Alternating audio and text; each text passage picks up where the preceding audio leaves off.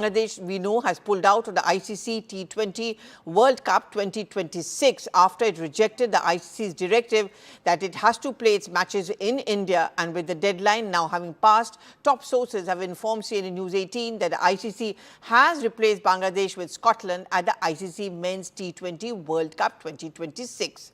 Scotland is going to be placed in Group C along with Italy, Nepal, West Indies and England. Okay, we have my colleague Vineet Ramakrishnan joining us from Cricket Next. Vineet, Bangladesh has wanted, on the grounds that Bangladesh was saying that there is a security issue as far as its players are concerned, but ICC clearly sticking to its stand, not willing to bend, making it very clear, you play or you're out.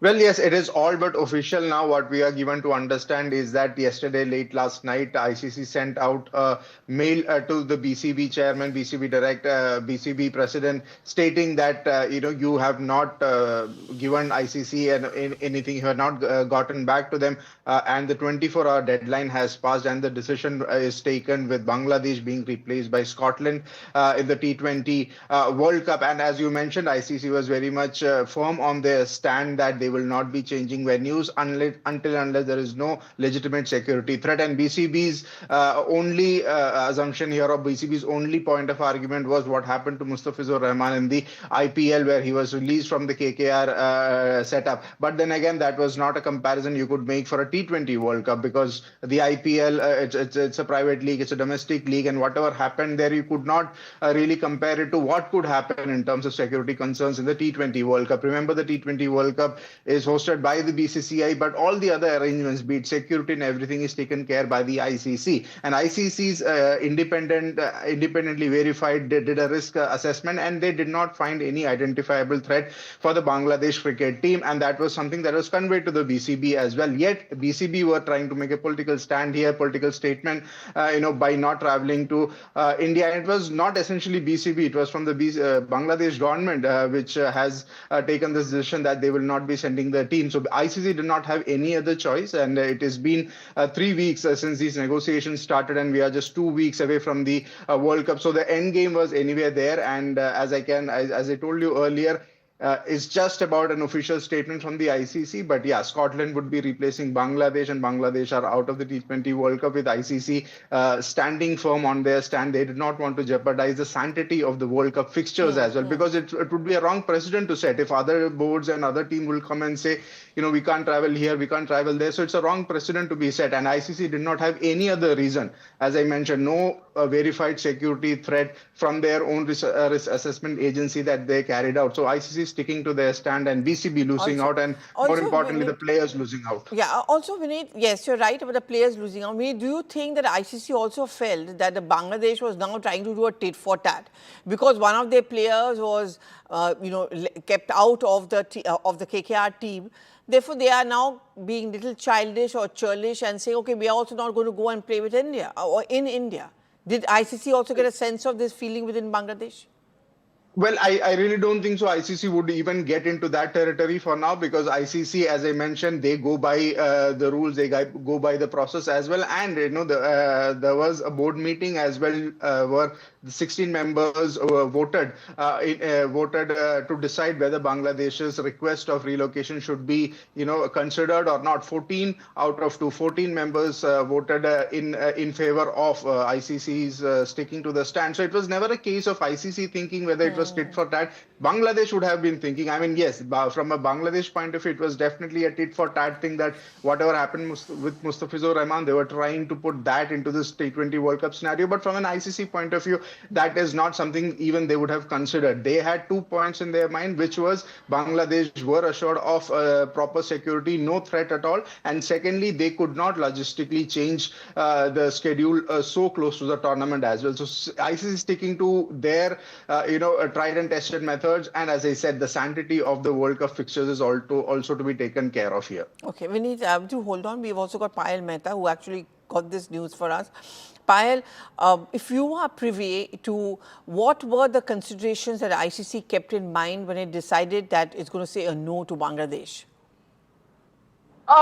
These schedules are drawn well up in advance, Pallavi. There's a lot of work that goes into the scheduling as well, and it cannot be changed on the whims and fancies of any nation. So multiple assurances were given by the ICC to the Bangladesh Cricket Board that their safety concerns would be taken into consideration, and Indian government is going to assure them of the highest security possible. But Bangladesh has decided to cow down. So it's not that the ICC snatched away the match from them; it's Bangladesh own doing, which has actually resulted in them not getting this match.